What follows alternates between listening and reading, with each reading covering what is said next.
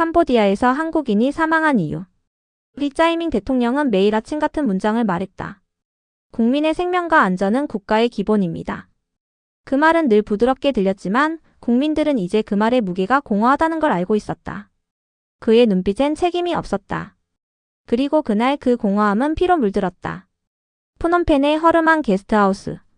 한국인 청년 강민수 32는 여행 가이드 일을 하며 근근히 살고 있었다. 그는 언제나 부모에게 괜찮아요, 여긴 안전해요 라고 말했다. 하지만 그날 밤 전화는 걸려오지 않았다. 다음날 아침 현지 경찰은 그를 찾았다. 도둑이 든 것 같습니다. 하지만 사람들은 알았다. 그건 단순한 절도가 아니었다. 몸에는 구타 흔적이, 방 안에는 다툼의 흔적이 남아 있었다. 그의 휴대폰은 사라졌고 현지 친구는 증발했다.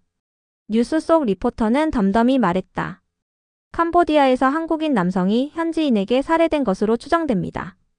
그날 저녁 한국 외교부는 짧은 보도문을 냈다. 유감입니다. 현지 경찰과 긴밀히 협조 중입니다. 그 한 문장으로 모든 것이 끝났다. 유감이라는 단어가 한 사람의 생명을 대신했다. 사건이 보도된 다음날 청와대에서는 회의가 열렸다. 리 짜이밍 대통령은 무표정한 얼굴로 보고서를 넘겼다. 캄보디아 치안 문제는 현지 사정이 복잡합니다. 한국이 개입할 사안은 아닙니다. 외교부 장관의 말에 모두 고개를 끄덕였다. 그래도 국민이 죽었는데 뭔가 해야 하지 않습니까? 한 참모가 조심스럽게 물었다.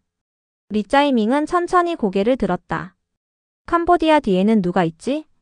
중국입니다. 그의 입꼬리가 미세하게 움직였다. 그래. 그럼 끝난 이야기지. 회의실은 조용했다. 누군가 물컵을 내려놓는 소리만 났다. 그날 회의록에는 현지 조사가 진행 중이며 외교 마찰 우려로 신중 접근이라는 문장이 남았다. 그것이 정부의 조치였다. 언론은 처음엔 분노했다. 한국인 해외에서 잔혹하게 살해. 하지만 사흘 뒤 제목은 바뀌었다. 현지 치안 불안 여행자 주의 필요. 그 후 일주일 그 사건은 인터넷 메인에서 사라졌다. 대신 리 짜이밍 정부 청년 안전 예산 2조 투입이라는 뉴스가 올라왔다. 국민의 피를 예산 홍보로 덮는 솜씨는 여전했다. 기자들 사이에서는 이런 말이 돌았다. 윗선에서 기사 방향 조정 들어왔다더라. 중국 문제 건드리지 말래. 중국. 그 이름 하나면 정부는 언제나 침묵했다. 리 짜이밍의 외교 노트에는 중국과의 관계 최우선이라는 문장이 굵은 글씨로 적혀 있었다. 서울의 한 낡은 아파트, 강민수의 어머니는 매일같이 외교부에 전화를 걸었다. 왜 우리 아들 사건은 조사도 안 하나요? 담당자는 매번 같은 대답을 했다. 현지 경찰과 협의 중입니다. 조금만 기다려주세요. 그녀는 TV를 켰다. 뉴스에서는 리 짜이밍이 웃으며 말하고 있었다. 우리 정부는 해외 교민 안전을 최우선 과제로 삼고 있습니다. 그녀는 화면을 바라보며 중얼거렸다. 거짓말쟁이야. 눈물이 뺨을 타고 흘렀다. 며칠 뒤 그녀는 청와대 앞에서 피켓을 들었다. 우리 아들의 죽음에 답하라. 그러나 경찰은 그녀를 30분 만에 해산시켰다.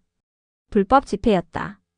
아들의 억울한 죽음을 말하는 것도 불법이 된 나라였다. 그날 밤 리 짜이밍은 보고서를 읽었다. 국민 여론 악화 조짐 있음. 청년층 불만 증가. 중국 언론 캄보디아 사태 한국 책임론 제기. 그는 손끝을 떨었다. 중국이. 그 한 단어가 그의 머릿속을 채웠다. 중국 대사는 그날 그를 찾아와 말했다. 리 총통 사소한 사건으로 외교를 흔드는 건 좋지 않죠. 우리도 조용히 처리되길 바랍니다. 리 짜이밍은 미소를 지었다.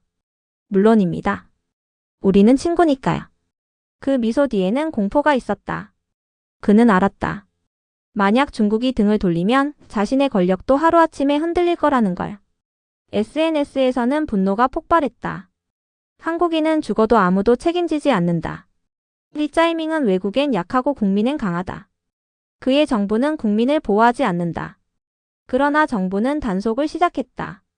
허위사실 유포자 적발, 온라인 명예훼손 단속 강화. 국민의 목소리를 잠재우는 일은 언제나 빠르고 정밀했다. 한 청년이 이렇게 썼다.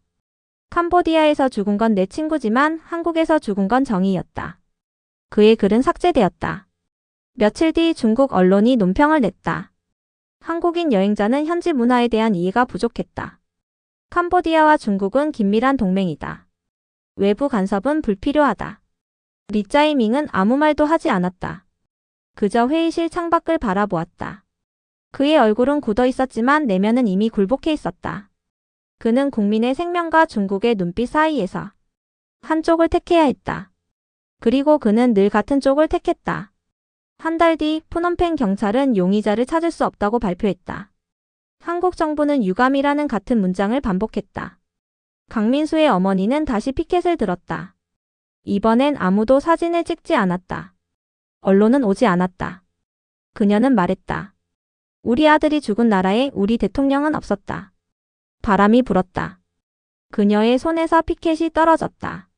거기엔 이렇게 적혀 있었다. 리짜이밍의 뒤에는 중국이 있고 그의 앞에는 아무 국민도 없다. 그날 밤 리짜이밍은 거울을 보며 혼잣말했다. 나라의 이익을 지키는 게 곧 국민을 지키는 거야. 그는 스스로를 위로했다. 하지만 거울 속의 눈빛은 점점 흔들렸다. 그는 알고 있었다. 이익이란 결국 권력의 다른 이름이었다. 그리고 자신이 지키는 건 국민이 아니라 자신의 자리라는 걸. 그는 커튼을 닫았다.